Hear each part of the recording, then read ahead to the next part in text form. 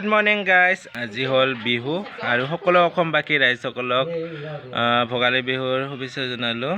আৰু এতিয়া মায়ে মন্দিৰত পূজা দিলে আৰু আমাৰ ককা আইতাহঁতে আহিছে। এইফালে আমাৰ আইতা ককা এই যে আৰু কোনে বা চাই আছে, আমাৰ মাহী, এইটো আমাৰ মাহী হয়, এইটো আমাৰ মাহী মা গুৱাহাটীৰ পৰা আহিছে। আমাৰ মাহী মা তো কেইদিনমান থাকিব আৰু যাব। আৰু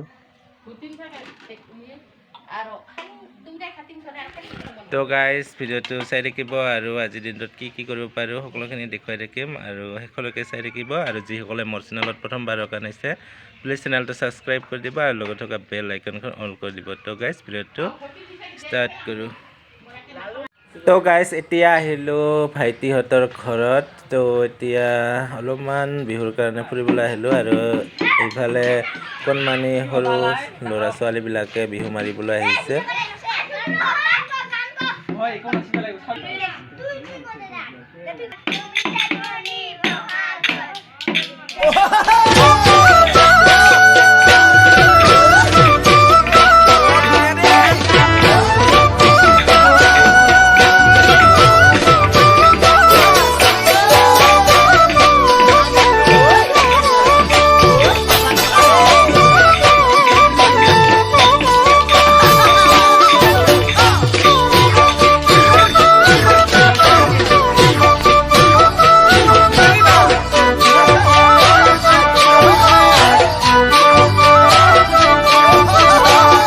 আৰু গাইজ ইফালে চাহ খাবলৈ দিলে, গাখীৰ চাহ আৰু পিঠা।